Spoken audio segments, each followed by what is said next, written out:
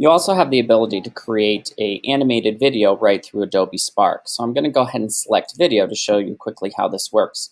On the first page, it's going to ask you to name your actual video. So in this case, I'll just say test video. Go ahead and hit next. Then it's going to ask you, well, what are you actually trying to talk about? Are you trying to promote an idea, say something that's happened? Are you trying to teach a lesson? And so by choosing the one, you can actually go make up my own. I'm going to choose lesson, and it will actually help create a little template for you so that you don't have to worry about thinking about all the things that you need to integrate into your presentation. You can watch the little tutorial. I'm just going to close that.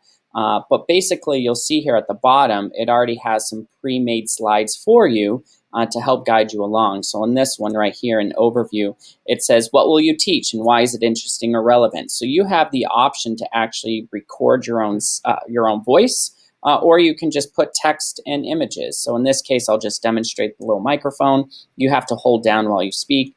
So I am now testing what this will look like or sound like when my actual presentation does play. And then I have the ability to add in, maybe it's an icon. So maybe I'm teaching about bulldogs again.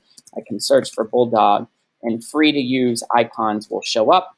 And then I can move on to the next slide. So in this slide, it's telling me describe the concept you're teaching. So I might pull in a photo. I might pull in, we'll just pull in this guy right here. So there's my bulldog, or I can pull one up of my own.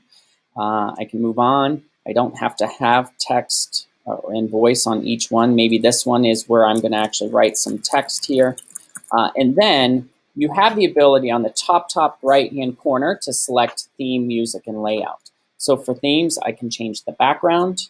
I also then have the ability to change the music that's tied to it. And so let's say if I go to music here, I can actually listen to hear what it's going to sound like. And then you can decide whether or not you want music or not. And then on any particular slide, you can decide whether you just want one thing, two things, things in the caption. And so in this case, maybe I want two things to show up there. So then when you're ready to play it, you'll just go ahead and hit the play.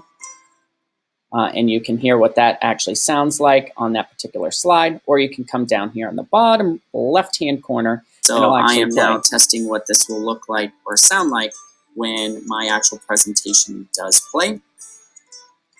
So you'll see how easy it can be to actually share some information all through a video.